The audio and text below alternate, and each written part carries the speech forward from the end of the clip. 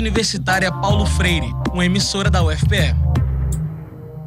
A Suzana tem, né, uma surpresa pra gente aqui. Um recado em forma de cordel, porque a gente sabe que é a classe trabalhadora que realmente sustenta o país, que fomenta a cultura e que faz girar a nossa economia, né? Então eu escrevi pra gente, pra todos nós que estamos aqui e pra todos aqueles que estão nos ouvindo em casa e na internet. Para resistir e vencer, nós temos que nos unir. Só a luta nos garante nas coisas que hão de vir, todos unidos e fortes, seguindo no mesmo norte para a vitória conseguir. Nossos homens e mulheres, mostrando que têm valor, unem força de vontade, lutam contra o dissabor de garantir seus direitos para que não sejam desfeitos pelas mãos do opressor. O valor do nosso povo é o espelho da nação. A classe trabalhadora, com a força e união, está disposta a lutar, resistir e trabalhar com fé e disposição. Por esse ponto de vista, é preciso defender tudo que já conquistamos com o peso do sofrer, da carne e osso em retalho, de sangue e muito trabalho, temos que reconhecer. Fizemos por merecer, sem esmola ou favor. Viemos mostrar para o mundo que o povo tem seu valor, as mãos não vamos soltar. Nunca iremos nos calar na frente do opressor. Nós gritamos com furor, garra e determinação. Nessa vida somos um, temos um só coração que grita dentro do peito e suplica por respeito. Nunca mais nos calarão. Rádio Paulo Freire, a rádio que fazemos juntos.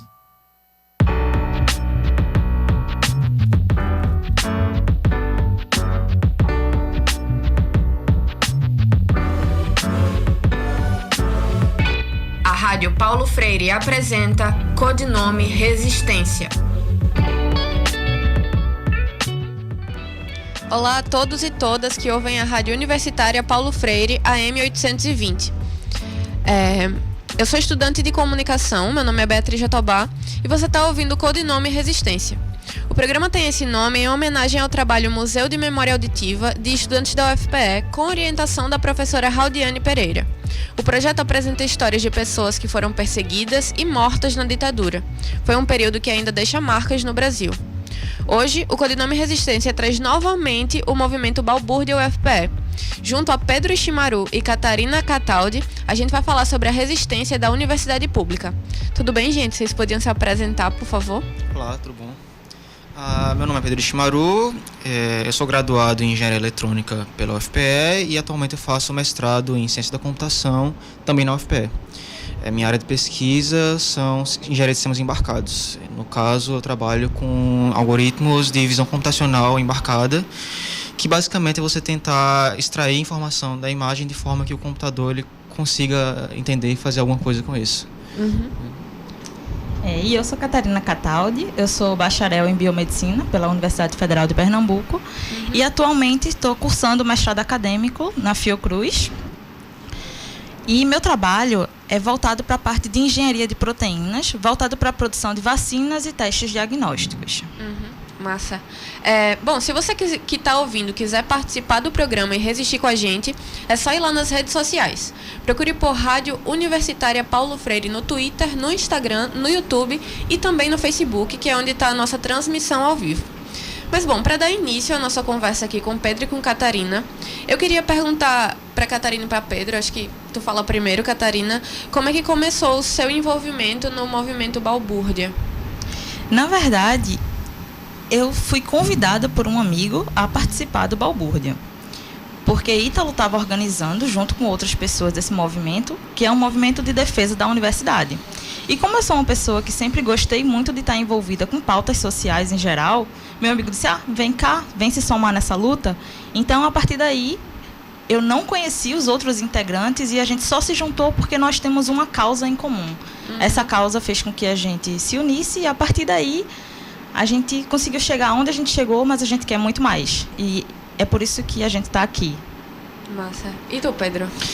Bem, acho que desde os resultados das eleições presidenciais, eu já imaginava um pouco que haveria um tipo de ataque tanto à universidade pública quanto às liberdades acadêmicas. Então, tem muito exemplo aí na política internacional atual. Tem a Hungria de Viktor Orbán, que tipo, e é a Turquia.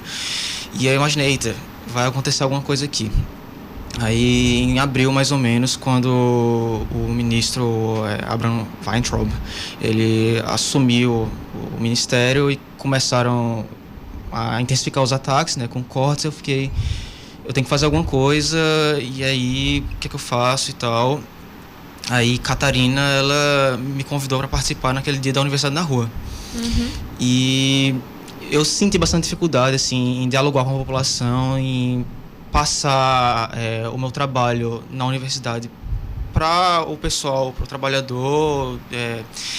E aí eu senti que tem que ser feito algo para resolver essa distância, para aproximar a universidade, o trabalho acadêmico que é feito aqui na UFPE das pessoas, para mostrar que a universidade ela é importante. Então, foi por isso que eu me aproximei do Balbúrdia. E vocês, por que vocês permanecem nesse movimento, assim? Você fala que essa aproximação com a sociedade para você foi muito difícil. Então, por que vocês permanecem? Você acha que estar nesse movimento ajuda você a continuar essa aproximação com as pessoas? Quer começar? Pode começar. Bom, eu sinceramente quero continuar por um motivo muito simples. Se o que a gente produz é ciência, e a ciência é para a sociedade, ela precisa saber que é para ela que a gente está produzindo isso. Porque senão isso só vai ficar dentro dos nossos próprios muros e a gente vai só ficar conversando entre a gente e não vai chegar no interlocutor principal do processo, que são os nossos cidadãos. E para isso, a gente precisa aprender a dialogar com essas pessoas. E como a gente dialoga? Indo olho no olho, conhecendo a realidade de cada um. E a partir dessa realidade, fazer com que a mensagem chegue de forma eficiente.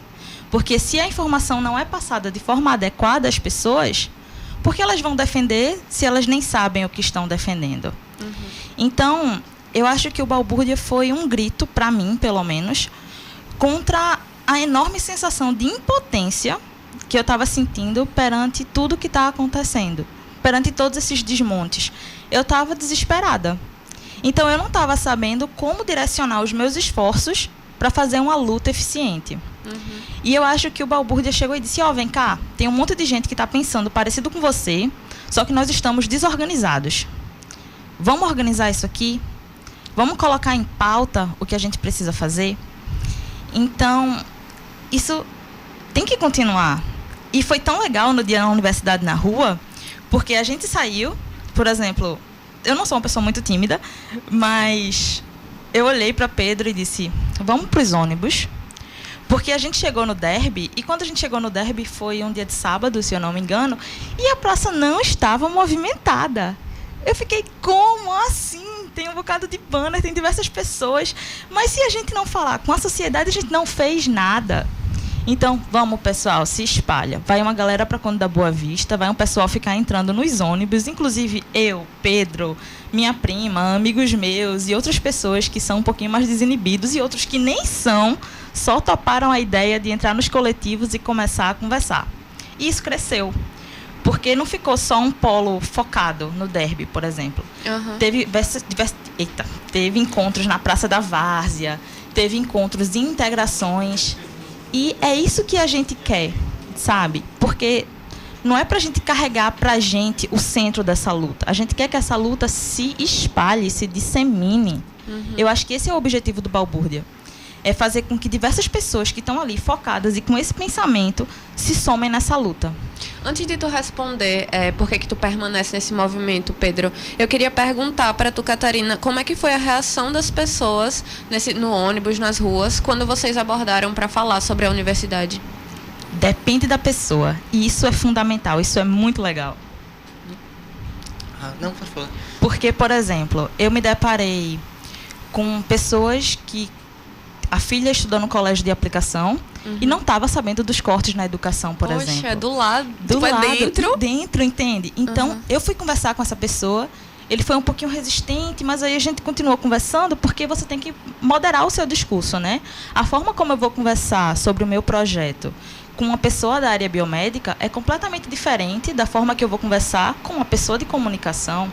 Eu não posso chegar para você falando que eu trabalho como eu posso dizer, fazendo com tem uma apresentação mais eficiente de epítopos de exposição transitória através de proteínas scaffolds. Pois é, eu disse alguma coisa? Nada pra mim. Exato. Eu fui falar com o Pedro para perguntar o que ele fazia, né? Falei com vocês dois. Eu estou na universidade, curso um ensino superior, mas eu não entendi o que você faz. Então, tipo assim... Exato. Mesmo uma pessoa dentro da universidade não sabe o que acontece em todos os cursos, não sabe a linguagem de todos os cursos, quanto mais é uma pessoa que está fora, né? Sim. E isso é a parte mais legal de Paulo Freire, porque ele fala assim, que não existem saberes superiores, existem saberes diferentes. E eu acho isso genial. Porque é dessa forma que você transforma a realidade. Você tem que dar autonomia para que a pessoa diga, isso faz sentido sim. Não, isso não faz sentido. E dar essas condições é fundamental. Então, para fazer isso, a gente tem que sair de dentro desses muros e ir lá para fora.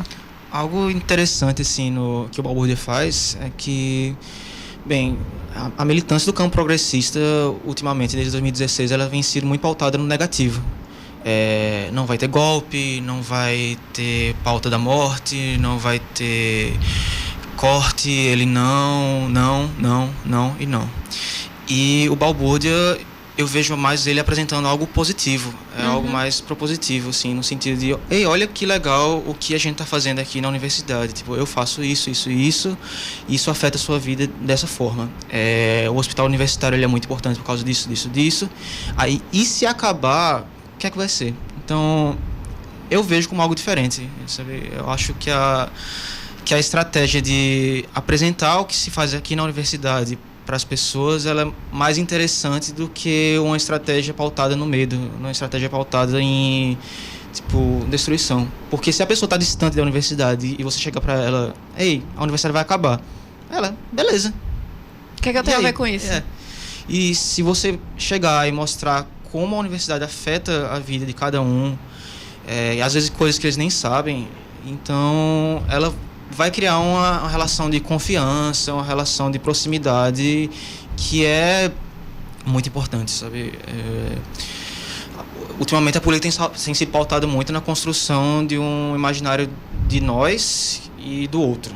E é muito difícil você se aproximar das pessoas quando tem isso, sabe? E quando a gente vai lá e conversa, mostra que nós também somos eles, sabe? Não há essa distinção entre a população e a universidade. É mais fácil ter o diálogo. Então, é mais fácil tentar explicar o que eu faço, Catarina tentar explicar o que ela faz, tentar explicar outras coisas que a universidade faz, como ela impacta a cidade, como a cidade universitária ela impacta aqui a região, a economia da Várzea. Então, tem sido algo diferente, tem sido uma vivência diferente, assim, em termos de militância. Legal. Como é que vocês percebem, estando no Balbúrdia, como vocês percebem a universidade em todas as áreas, os professores, gestores e os estudantes lutando contra esses cortes e esses ataques? Sinceramente, eu acho que depende muito do momento. Eu tô vendo que tá acontecendo eventos cíclicos, sabe? Como Por assim? exemplo, aconteceu alguma coisa muito absurda, todo mundo se revolta, depois para. Aí aconteceu outra coisa muito absurda, todo mundo se manifesta e depois para. E isso está fazendo com que a nossa luta seja menos consistente. Porque não é porque aconteceu diversas coisas absurdas ao mesmo tempo, a gente está sendo bombardeado por todos os lados. E todos os dias. E fica difícil mesmo se organizar pelo que lutar. Então, são muitas pautas importantes que precisam de atenção urgentemente. Então, eu fico vendo isso, que, por exemplo, a gente conseguiu organizar um dia da universidade na rua. Nesse dia foi todo mundo. Só que nas outras vezes que a gente tentou organizar a mesma coisa, a força se dissipou. E isso, para mim, é muito complicado de entender, porque eu realmente não tenho um conhecimento amplo de movimentos sociais, de ciências sociais. Eu sou uma pessoa que viveu a vida toda estudando coisas de saúde e biomoléculas e coisas a nível microscópico. Então, esse nível macro é muito complicado para mim, sim. Entendi. Mas eu realmente acho que está faltando organização. Não só... O nosso movimento é bem organizado, na verdade. Mas um movimento de massa. Uhum. E para que isso aconteça, a gente precisa desse... Como eu posso dizer? Dessa realidade material, que as pessoas se entendam como coletivo, como um ser político, como um ser social. Como o Pedro estava falando, existe muito essa distinção eu e eles. Não é eu e eles, somos nós. Nós, sociedade, nós, sujeitos de ação, nós, pesquisadores, nós, professores, nós, sociedade civil. Está todo mundo junto nessa. Uhum. Então, como organizar isso de forma consistente, eu realmente gostaria de saber e de ter ajuda nesse processo. Para mim, isso é um pouco mais traumático, porque... Polêmica aqui agora. Bem, eu estou fazendo mestrado no SIM, o Centro de Informática do UFPR. Então, o SIM ele recebe muita verba de iniciativa privada. Então, os estudantes de lá, eu ainda sinto que muita gente acha que não vai ser afetado, sabe? E você procurar engajamento de pessoas que, o meu tá garantido. Uhum. Aí, pra mim, é um pouco mais difícil. Não sei, eu espero que não seja assim, que seja só uma percepção, né? Porque também eu não fiz a minha graduação no SIM, eu fiz a minha graduação no CTG. Uhum. Mas aí eu cheguei lá e eu vejo esse sentimento muito de, gente, tá tendo corte, mas vamos empreender. Aí isso é algo que me dói um pouco, sabe? Bom, tanto que por isso foi muito encorajador para mim encontrar o Balbúrdia, porque eu vejo que há outras pessoas dentro da universidade querendo... É como a Catarina falou agora, não é eu e eles. E dentro da universidade a gente tem esse pensamento. Então imagina, eu e eles dentro da própria universidade e a universidade falando isso para a sociedade. Então é muita segregação, né? A gente tem que lutar diariamente contra isso. E outra coisa, eu acho que não é só a segregação. Eu tô vendo muito isso das pessoas subestimarem o seu próprio poder como indivíduo transformador do processo. Uhum. Porque, por exemplo, eu queria estar numa rádio falando com pessoas. Isso é uma ação efetiva? Isso é uma ação efetiva. Mas você sentar fora da sua casa, num banquinho, servir um café e conversar com qualquer pessoa que esteja lá na frente, revoltada politicamente e achando que as coisas não se resolvem por meios democráticos, você está fazendo uma coisa gigante. Eu gostaria muito que, por exemplo, que a gente não subestimasse o poder de uma aula pública, de um repente, de uma manifestação teatral na rua. Isso é muito importante. Uhum. Das pessoas não subestimarem o poder do que elas fazem culturalmente. Sabe, você está ali indo dar aula na sua comunidade, você está fazendo um trabalho de resistência incrível. Não ache que isso é pouco, não ache que isso é pequeno. Porque isso é o processo educacional. Cada um faz a sua parte para melhorar a realidade e fazer do mundo aquilo que você quer que seja feito. Pegando um gancho no que tu tá falando, para quem não sabe, hoje é aniversário de Paulo Freire. A gente recolheu alguns depoimentos respondendo a pergunta por que lutar por Paulo Freire, e esses depoimentos vão tocar durante o programa de hoje. E como as pessoas que costumam ouvir o programa sabem, a gente ouve música aqui também para conversar com o que a gente está falando aqui. A música que a gente vai ouvir agora, logo após o depoimento de Ana Veloso, vai ser a música que se chama Pedrada, do novo álbum de Chico César. Meu nome é Ana Veloso, sou professora do Departamento de Comunicação da Universidade Federal de Pernambuco. Falar sobre Paulo Freire é dizer que ele revolucionou a educação, a forma de se pensar a educação, de ver, de sentir a educação. Porque Paulo Freire trabalhava com uma compreensão mais ampla do que a ação educativa. E ele entendia que a ação educativa do ser com o mundo, do ser no mundo, do ser e do estar no mundo. Compreendia que a educação não podia ser uma simples transferência de saberes. Então, colocava que a relação entre educando e educador tinha que ser uma relação horizontal, baseada no diálogo, no debate firme das ideias, numa educação que se pretendia transformadora e emancipadora do homem e da mulher. Paulo Freire percebia a importância do ato de tomar a palavra, da pessoa se colocar no mundo como sujeito e, com isso, fazer a sua própria história. Então, Paulo Freire é uma referência, um exemplo para a gente de educador, que percebe o ser humano no centro do processo, no centro da educação.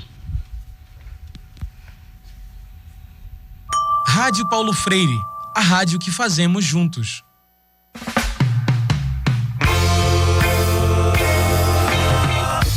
Cães danados do fascismo papam e arreganham os dentes. Sai do ovo a serpente, fruto podre do cinismo, para oprimir as gentes, nos manter no escravismo, pra nos empurrar num abismo e nos triturar com os dentes. República de parentes, pode crer, na nova Babilônia eu e você somos só carne humana pra moer, e o amor não é pra nós, mas nós temos a pedrada pra jogar, a bola incendiária está no ar, fogo nos fascistas, fogo já. Ei, República de parentes, pode crer, na nova Babilônia eu e você somos só carne humana pra moer, e o amor não é pra nós, mas nós temos a pedrada pra jogar, a bola incendiária está no ar, fogo nos fascistas, fogo já. Rádio Paulo Freire, a rádio que fazemos juntos. A gente acabou de ouvir Pedrada, música nova do Chico César. Antes, ouvimos o depoimento de Ana Veloso em homenagem ao aniversário de Paulo Freire. Bom, a gente está aqui no estúdio com Pedro Ishimaru e Catarina Cataldi, que são integrantes do Balbúrdia UFPE. Se você quiser mandar algum comentário ou pergunta pra gente, é só ir nas redes sociais e procurar por Rádio Universitária Paulo Freire. A gente está no Twitter, Instagram e também no Facebook, que é onde está a nossa transmissão ao vivo. A gente já recebeu alguns comentários lá no Facebook, e um deles foi até de Stephanie, que é do Balbúrdia também, e que fala: o Balbúrdia UFPE surgiu como uma resistência e tem sido resistência desde maio. Pedro e Catarina, obrigado por vocês existirem dentro desse movimento. Tenho o maior orgulho de saber que estou no lugar certo, do lado certo e com as pessoas certas. Amo vocês. Ela é maravilhosa. Ingrid Rodrigues também fala assim: na real, tá precisando mesmo de um norte, saca? Porque cada movimento tem lutado de uma forma, não arranja um norte. É como se fosse um eterno cabo de guerra e não saímos do lugar.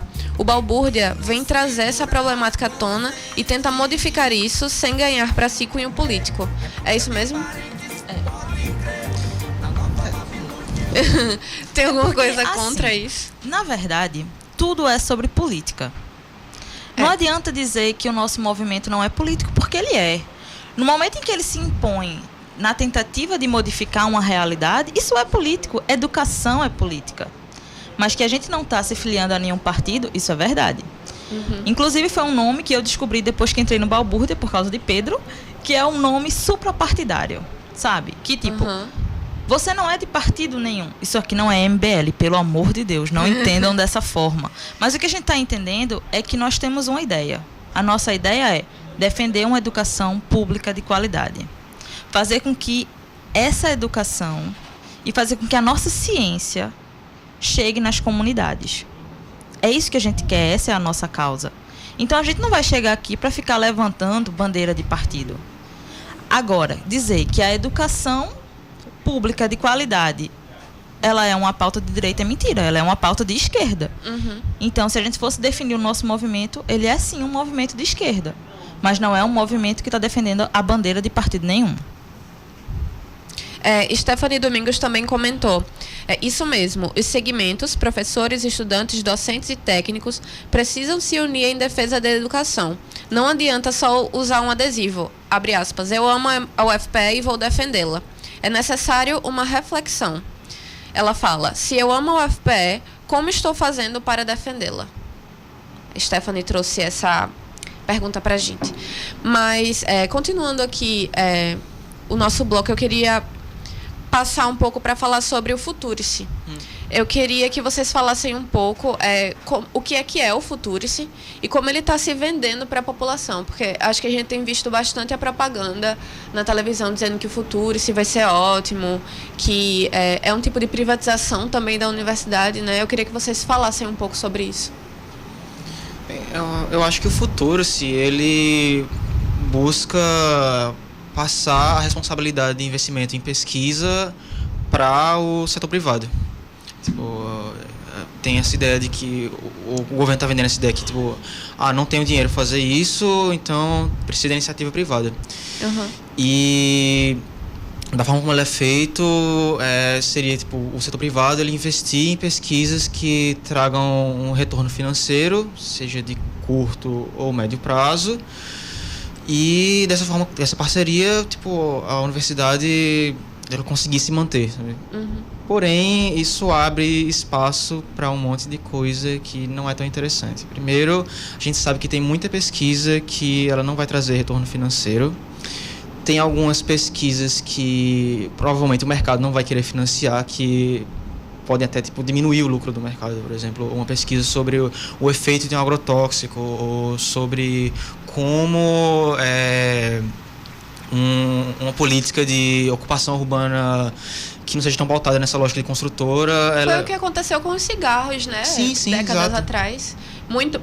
Quando se descobriu que causava câncer e tudo mais, se caiu em cima, a população quando soube caiu em cima, mas as empresas de cigarro não queriam isso, elas queriam vender. E hoje em dia é uma coisa que assim, todo mundo aceita, todo mundo sabe que faz mal e tudo mais. Ainda que algumas pessoas continuem viciadas e permaneçam, os jovens fumem e tudo mais. Mas hoje é uma coisa que a gente sabe e foi uma coisa que provavelmente foi nas universidades que a gente conseguiu saber que faz mal, né? Se fosse, por exemplo, com agrotóxico, como você disse, não é de interesse.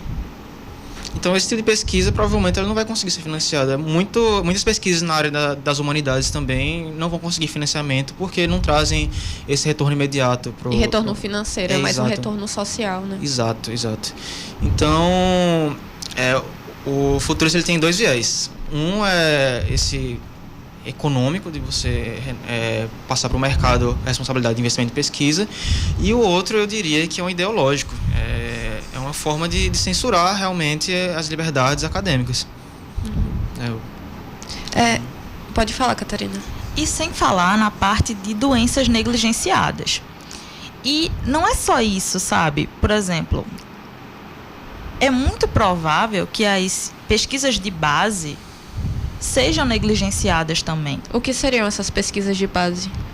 Uma pesquisa, por exemplo, que você não vê a aplicabilidade imediata, como nesse caso. Por exemplo, eu acredito que a área que eu trabalho não vai sofrer tantos cortes diretamente, pelo menos do ponto de vista de financiamento para projeto. Certo? Porque eu trabalho com engenharia de proteínas, ainda estou trabalhando com Zika vírus. Então, vai ser uma área que vai demorar um pouquinho mais para ficar insustentável. Os cortes já estão acontecendo. Um pós-doc do grupo teve a bolsa retirada esse corte que teve agora de 5 mil bolsas da CAPES. A dele foi junto nesse bolo, antes de ser implementada. Então, a gente já está começando a sofrer e eu sou Fiocruz. Então, a situação dentro da universidade já está um pouquinho mais complicada. Mas, assim, isso a minha pesquisa é aplicada, né? Eu estou sabendo aqui, eu estou fazendo essa minha linha de pesquisa e o produto final, muito provavelmente, vai ser uma vacina ou um teste diagnóstico, alguma coisa que vai trazer lucro para o mercado. Mas, por exemplo, CRISPR, que é uma técnica de edição gênica, agora, que pode, inclusive, fazer edição em genoma de eucarioto. Eucarioto seria? Eucarioto são aquelas célulazinhas que têm núcleo. Certo. Sabe, fazer o processo de edição nessas células é muito difícil. Na verdade, não tão mais agora. Mas, enfim, esse mecanismo que é uma imunidade adaptativa de bactérias. Certo? A gente pode entender ele como uma imunidade adaptativa de bactérias. Ele foi descoberto através de pesquisa de base. Tipo, pesquisadores estavam ali estudando o genoma de uma bactéria e, eita, olha só que mecanismo interessante. Como se fosse uma pecinha para um quebra-cabeça. Exato. Por exemplo, vamos entender assim. Uma pesquisa de base é a que está estudando os ingredientes do bolo. Certo. Uma pesquisa aplicada, ela faz aquela mistura e faz o bolo. Para ver se o bolo dá certo. Exato. Talvez precise de outro ingrediente que ainda está sendo feito para fazer um bolo mais consistente. Essa é a forma de se entender parcialmente a pesquisa, que é uma pesquisa que ainda não se sabe exatamente porque a gente está fazendo aquilo, mas a maioria das aplicações que a gente tem hoje se devem a esse tipo de pesquisa. E a gente não pode simplesmente virar as costas, sabe? Eu acho fundamental.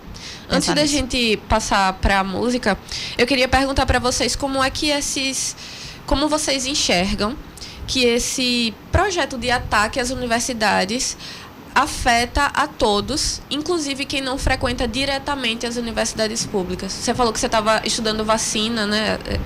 Como fazer a vacina do Zika vírus? Como um dos chegar projetos. nela. Isso afeta diretamente, né, a sociedade, porque é uma coisa que está acontecendo, é muito recente.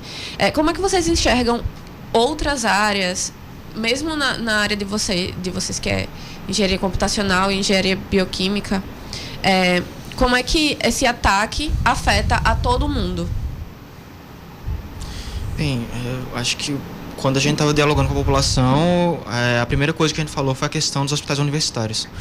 Porque boa parte da população de Pernambuco, eu diria até do Nordeste, ela depende dos hospitais universitários, que é referência em várias áreas, por exemplo, saúde da mulher, queimaduras. Então, eu acho que como isso é mais próximo da população, é mais fácil de chegar para dialogar com ela. Imagine como é que seria a sua vida se não tivesse o hospital universitário.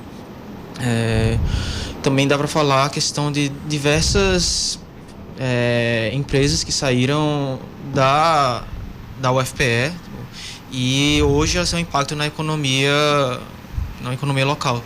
Então isso impacta também diversos profissionais também que saem bem preparados aqui da UFPE. Imagina se não tivesse isso. Então esse é o primeiro impacto, o impacto imediato. Aí também tem as pesquisas, tipo, a questão da pesquisa com o Zika vírus, a associação que a microcefalia e o Zika vírus tem uma relação, foi feita aqui, né, Catarina? Foi, então, pela doutora Celina e o grupo dela de pesquisa em microcefalia.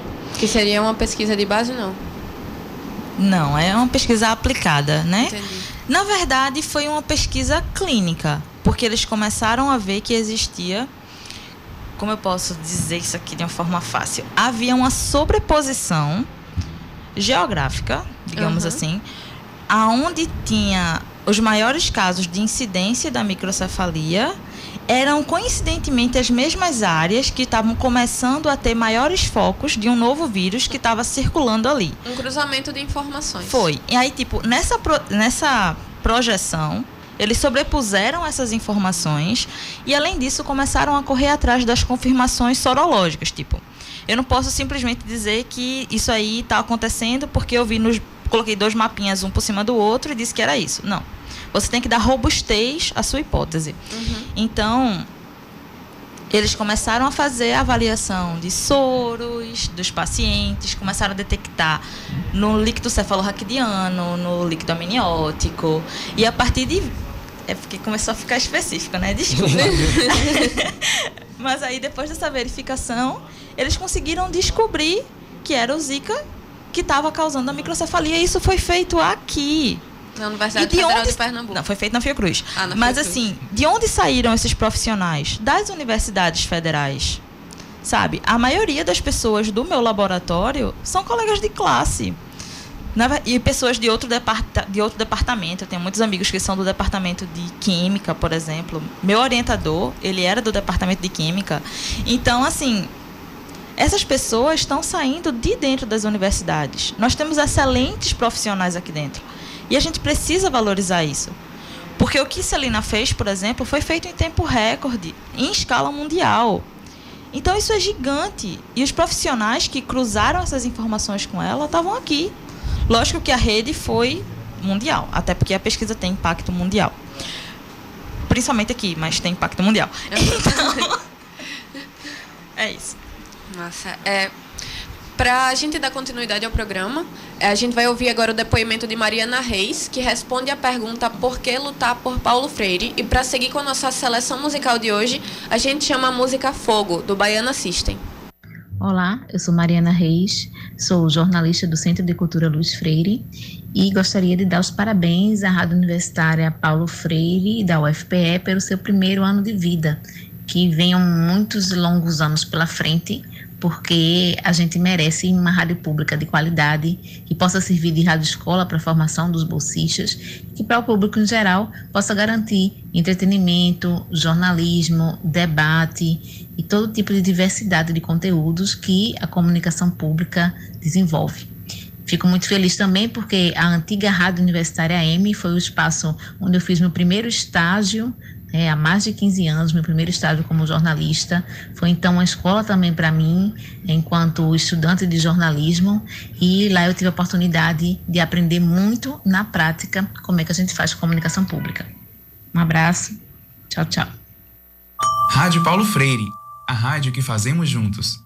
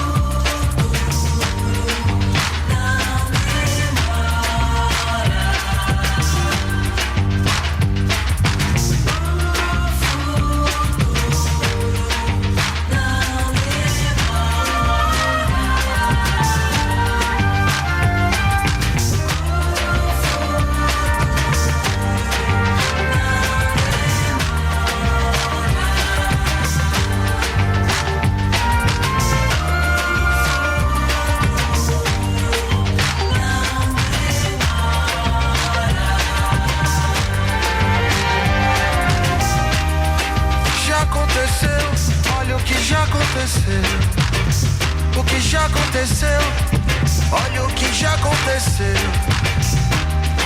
Já aconteceu com você, aconteceu comigo. O fogo que queima em você também queima comigo. Já aconteceu com você, aconteceu comigo. O fogo que queima em você também queima comigo. O futuro não demora, deixa o fogo te queimar. Que o brilho dos seus olhos ilumine o meu olhar. O futuro não demora, deixa o fogo te queimar. Que o brilho dos seus olhos ilumine o meu olhar.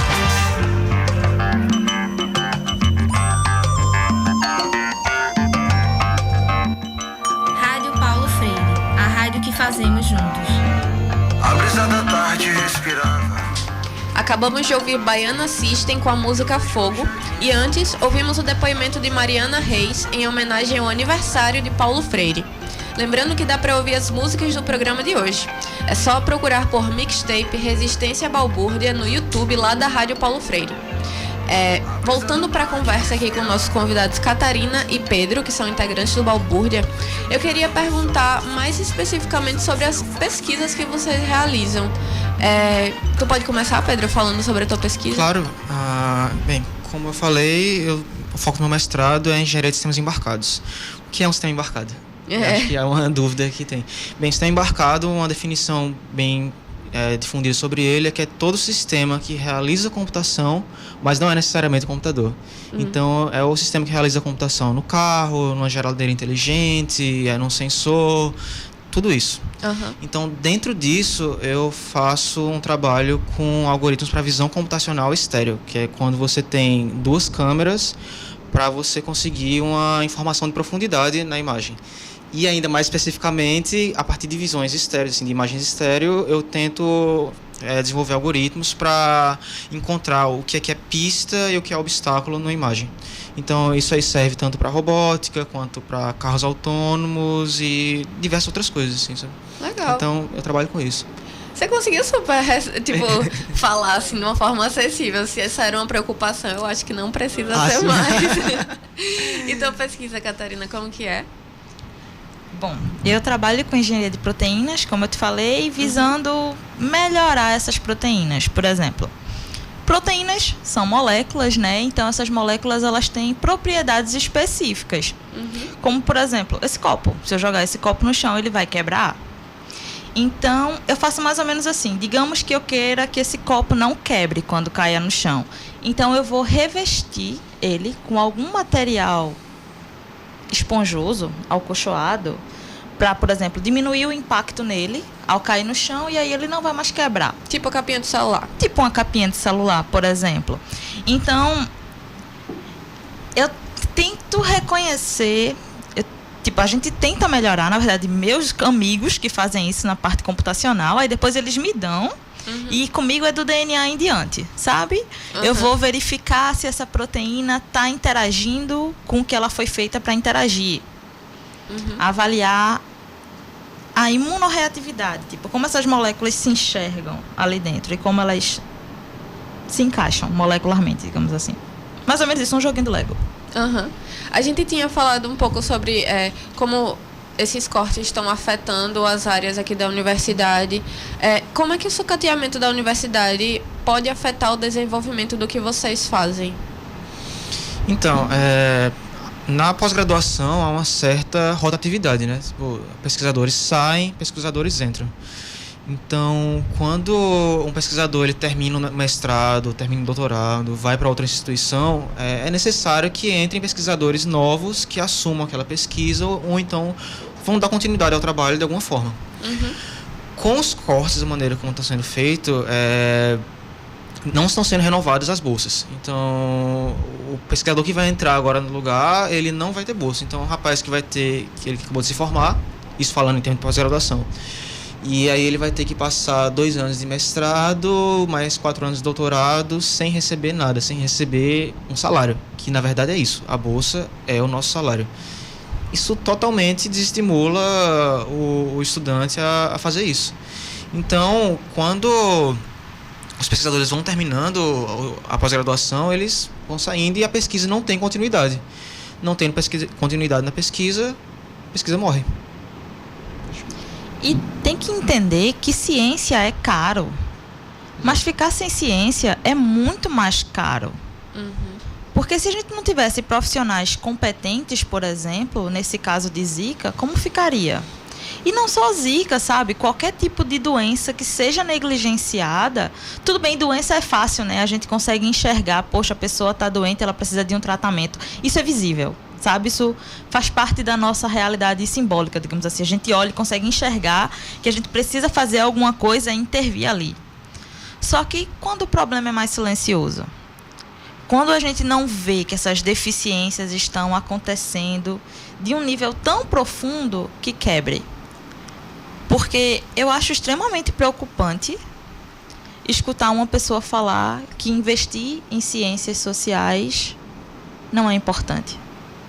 Como assim se somos seres sociais? Isso já está num nível de profundidade...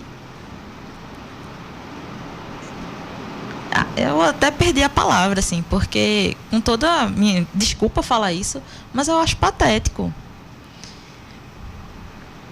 E eu, inclusive, discuti com algumas pessoas que diziam que investir em filosofia, em sociologia, não era tão importante como investir, por exemplo, em engenharia elétrica. Como assim? Se você tiver... É o nosso conhecimento social que protege a gente, que faz com que a gente se enxergue na sociedade como sujeito. Se a gente perde isso, você é meramente um técnico. E um técnico manipulável que pode ir para qualquer lugar. Conhecimento, ele não é bom nem ruim. Ele é o que a gente faz dele, né? Exato. Então, um técnico manipulável, ele pode muito bem fazer uma desgraça, né? Exato. E fora que, assim... se não fossem as ciências sociais, né, um estudo da moral, da ética, que a gente precisa viver em conjunto, a gente estaria, como na Idade Média, né, se matando porque, não gostei da sua cara, vamos ali fazer uma briga de tiro, quem morreu. E não tem problema nenhum. Faltou falar 2 pontos, assim, nesse termo da bolha que é a universidade, a distância que existe entre a universidade e a população. É a questão da máquina de fake news que está agindo contra a universidade, contra os pesquisadores, contra os estudantes, que é complicado lutar contra isso. E a segunda parte, que é algo que parte da gente, sabe? Na minha formação, eu não tive nenhuma aula, ninguém me ensinando como relacionar a minha pesquisa, o que eu faço aqui com a sociedade. Não sei se Catarina teve algo diferente assim. Não, no meu curso eu não tive nenhuma disciplina nisso. A gente não aprende como aplicar, como a nossa pesquisa, o nosso trabalho vai impactar na sociedade, sabe? Isso é uma falha imensa na nossa formação. Assim. Inclusive, teve um encontro no final do ano passado que a minha crítica maior com os integrantes do evento foi justamente essa. A gente passou por um período confortável, onde nós estávamos tendo muito mais investimento em ciência. Isso fez com que a gente se afastasse. Eu estou aqui confortável, dentro do meu murinho, no meu ar-condicionado, eu vou só fazer a minha pesquisa. E isso afasta a sociedade, que é o objetivo final daquilo que a gente está produzindo. Então, nesse momento, onde estamos sendo bombardeados por todos os lados, ou a gente se organiza e aprende que a nossa defesa é o ataque e como a gente atacaria, saindo daqui de dentro, indo falar com as pessoas. Massa. Antes da gente ir para o último bloco do programa, a gente tem um depoimento de Patrícia Paixão respondendo a pergunta: por que lutar por Paulo Freire? Depois, a gente vai ouvir Eu Vou, música de Hot Oreia em parceria com Djonga. É fundamental hoje lutar por Paulo Freire, porque ele disse que comunicação é diálogo. E diálogo é a gente se empenhar na transformação da realidade permanentemente, né? Com isso, ele abriu uma perspectiva da gente entender a comunicação como um direito humano, uma comunicação verdadeira e humanista, para além da mídia convencional, tradicional, comercial, que só visa o lucro. Então, Paulo Freire disse que o diálogo é o encontro amoroso das pessoas. Então, se comunicação é diálogo, comunicação também é um encontro amoroso entre as pessoas. É uma comunicação de igual para igual, é uma comunicação de respeito aos saberes populares, de respeito às diversidades, de igualdade, de fraternidade, de solidariedade. Então, Paulo Freire, mais do que nunca, é necessário, a gente tem que manter viva a tradição, as teorias, tudo que ele construiu, sobretudo no que ele aportou para a comunicação como direito humano. Rádio Paulo Freire, a rádio que fazemos juntos. Jair Bolsonaro é esfaqueada, desferida contra Jair Bolsonaro. Com família não se mexe, minha mexe tanto que fede. Repudiam dread preto, arte gay, transback, moça pobre, camelô, índio, nós é flex. Não gostam de pessoas, só de branco nerd. Vamos pro comício, fala em comércio, Oreia, pare com isso, abra um consórcio. Vamos, coma isso, venha, faça aquilo. O demo é um mito e eu sou o seu sócio. Ó, tio, cê tá me dando medo, disseminando ódio, coitado do primo preto. Fake news em zap zap, vicia que nem baque. Cê tá possuído pelo crack. Meus parentes são PT, perda total. Agora tão dançando agarradinho com Satanás. Meus parentes são o quê? Mano, na moral, parem que eu tô passando vergonha demais. Eu vou trocar de país, tentar ser mais feliz, militar eu nunca quis. Rádio Paulo Freire, a rádio que fazemos juntos. Que não seja doente, que pense mais na gente. A gente acabou de ouvir Eu Vou, música de Hot Oreia em parceria com Djonga, aqui no Codinome Resistência.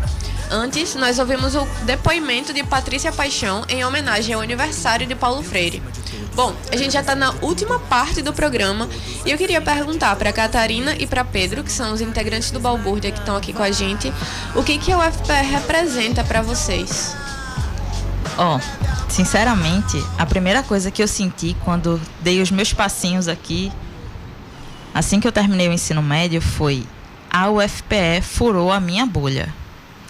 Eu me deparei com todos os tipos de realidade que eu, como aluna de escola particular, nunca vivenciei. Então, a quantidade de pessoas que eu conheci aqui e que abriram a minha mente para uma realidade que eu nunca imaginei. Primeiro, que teve um monte de aluno do interior na minha escola, aliás, na universidade. Diversas pessoas que precisavam muito do auxílio estudantil para se manter aqui dentro. Pessoas extremamente esforçadas que só precisavam de oportunidade para estar aqui e fazer valer o que todo mundo que está aqui dentro quer fazer. Então, a UFPE mudou completamente a forma como eu enxergo as coisas hoje em dia. Hoje em dia eu sou uma pessoa muito melhor e com certeza eu devo isso às experiências que eu vivi dentro dessa universidade. E tu, Pedro? Eu tenho um sentimento de dívida e gratidão enorme para com a UFPE. Eu não sou daqui de Recife, eu sou do interior do Ceará, do Crato. E com 17 anos eu vim morar aqui em Recife por causa do UFPE. Eu passei no vestibular e vim para cá. E aqui eu tive, além disso de sair da bolha, eu tive contato com inúmeras pessoas, aprendizado. Então, e todas as oportunidades que eu tive também eu devo ao UFPE. Então, é o que eu sou, é por causa do UFPE, então é isso. E por que vocês acham que lutar por essa universidade pública e de igualdade deveria ser um dever de todos? Não só de quem está aqui dentro, mas também de quem está fora dos muros, mas está dentro da gente aqui na universidade, né? Quer começar? Bem, a universidade, ela ainda hoje é um dos principais mecanismos de ascensão social. Então, quando você luta pela universidade, você está lutando por igualdade. Você está lutando por diminuir a desigualdade social, por dar oportunidades para as pessoas. Então, por isso que eu acho que é extremamente importante lutar pela universidade pública. Isso sem falar de toda a pesquisa que se faz, que fortalece o país, fortalece as pessoas e também do senso de comunidade que se cria aqui dentro da UFPE, sabe? Eu acho muito importante. E defender a universidade é defender Paulo Freire. Porque, por exemplo, quando eu entrei aqui na universidade, eu percebi que a realidade ela é mutante. Aqui eu tive muito mais autonomia para pensar por mim, de enxergar que eu sou um ser em processo que está em constante processo de evolução, bem como a minha sociedade. E é isso que Paulo Freire traz. Paulo Freire diz: seja curioso, seja o sujeito, não o objeto das ações. Então, a universidade trouxe para mim essa sensação, tanto de autonomia como de maturidade. E uma frase, assim, que é muito importante para ele, que ele diz que a realidade, ela condiciona você, mas ela não determina, ela condiciona. E eu vi isso em todos os momentos.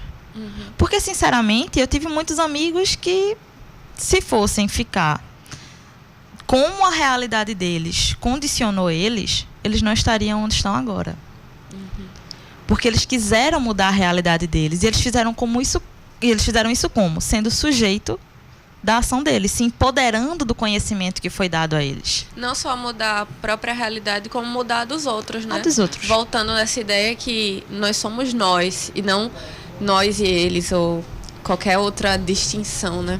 Aquela história de que na universidade você pensa a sociedade, pensa como a sociedade deve ser, é um lugar onde se pensa utopia, sabe? E tem aquela história de Galeano, né? A utopia é importante pra gente continuar caminhando. Então, se não tiver mais a universidade, caminhar vai se tornar mais difícil. Total.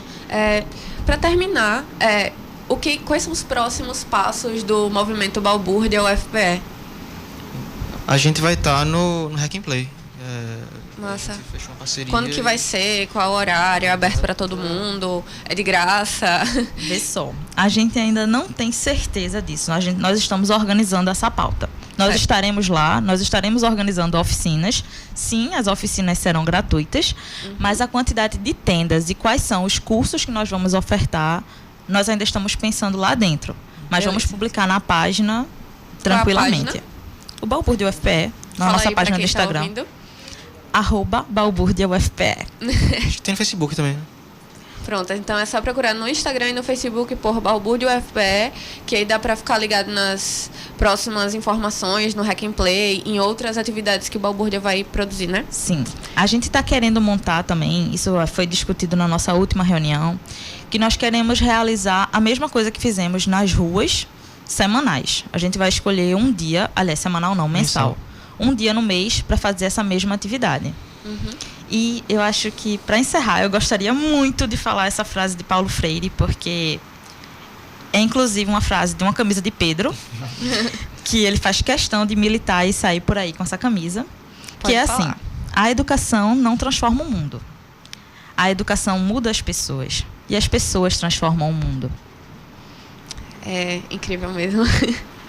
Bom, infelizmente, o Codinome Resistência termina por aqui. Eu quero agradecer muito a Pedro Shimaru e a Catarina Cataldi por estarem aqui com a gente hoje. E lembrando que esse e todos os nossos programas estão gravados no YouTube e no Facebook da Rádio Universitária Paulo Freire. O programa de hoje foi produzido e apresentado por mim, Beatriz Jatobá. Os trabalhos técnicos foram de João Lucas França e nas redes sociais, William Araújo e Lucas Dantas. Todos e todas são estudantes de comunicação da UFPE. A coordenação é de Catarina Polônio. Obrigada por ouvir nosso programa e a gente se despede com o depoimento de Ana Paula Lucena, que responde a pergunta: por que lutar por Paulo Freire? A gente também vai terminar com a música O Homem Sob o Cobertor Puído, de Chico César. Até o próximo Codinome Resistência. Por que lutar por Paulo Freire? Porque Paulo ensinou como a educação pode ser um caminho para a transformação da sociedade. Ele foi capaz de mostrar que o encontro de pessoas une tantos saberes, que advém de história, de histórias e trajetória de cada um. Paulo é a generosidade no ensinar, porque ele soube valorizar o contexto vivido por cada criatura, sem qualquer preconceito. Afinal, dizia ele, somos seres inconclusos, incompletos. Rádio Paulo Freire, a rádio que fazemos juntos.